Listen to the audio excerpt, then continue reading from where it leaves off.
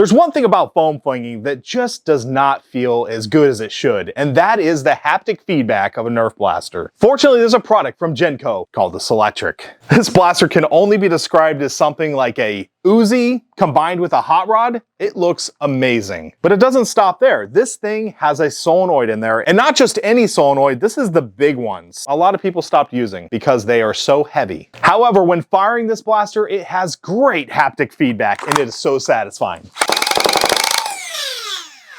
Just puts a smile on your face. So today we're gonna take a look at this blaster, we're gonna run it through its paces, and we're gonna give it our final thoughts. Let's go ahead and jump right into the video.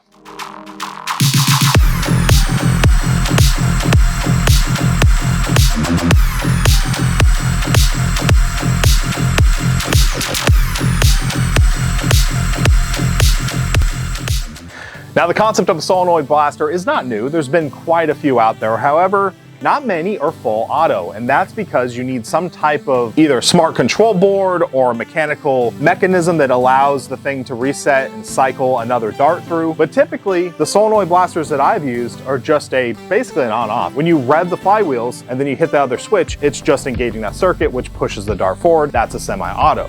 Still very satisfying to use, however, nothing comes close to being as satisfying as a full auto solenoid. Now, this blaster, we were able to run through a lot of play testing with it, and so we have quite a few things to say about this. Starting with the positive, if you are into full auto blasters, this thing is just a dream to use. We ran this blaster in various different play settings, one of which was a close quarter engagement in which we were engaging targets up to 15 to 20 feet. This thing worked very well. Now, in a big open wide area, it's not as good of a tagger. This would probably complement something like a high-powered Springer a little better. But if this is your only blaster, you're definitely going to be running from cover to cover. Being able to fire off a few darts at a single target really increases your chances of actually hitting something. And that's where this blaster just becomes a lot of fun. One thing I love seeing on electronic blasters is a voltmeter. This one's nice and clear for you to take a look at. You know, anytime you're dealing with LiPo batteries, it's good to be aware as to what your voltage is. For a 3S LiPo, you want to see it around 11.5 volts. I also like to see an on-off switch,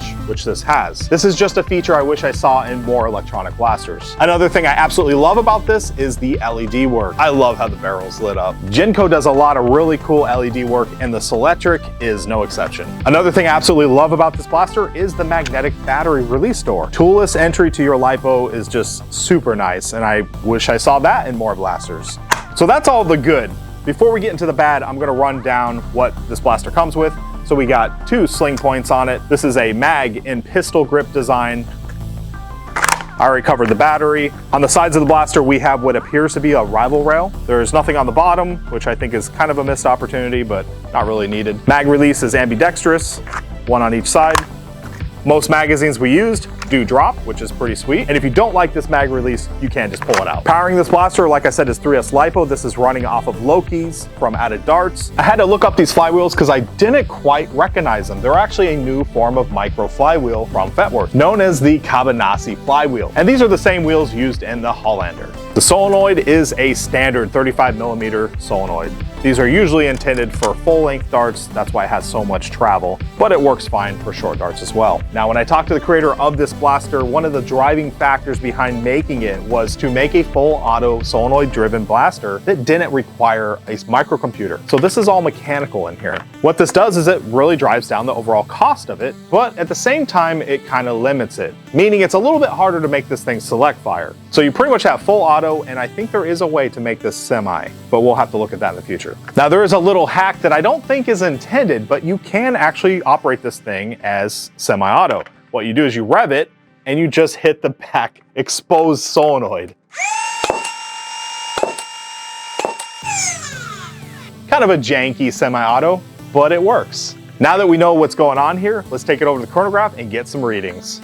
All right, we're starting off with the Gen 3 tracer darts.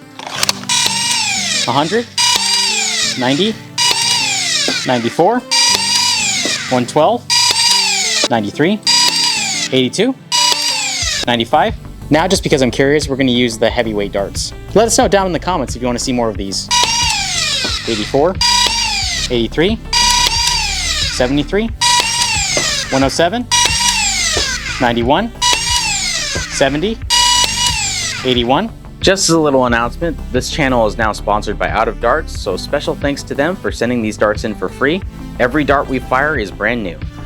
Like I said earlier in the video, we did a lot of playtesting with this, and with any playtesting of 3D printed blasters comes complications. This blaster right here had some issues with the return switch.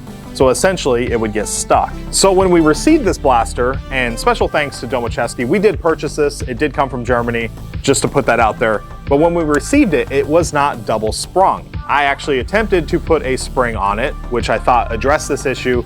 Turns out we had to throw another spring on it. So really I need the correct spring for this to get it to return, because it still will do it occasionally.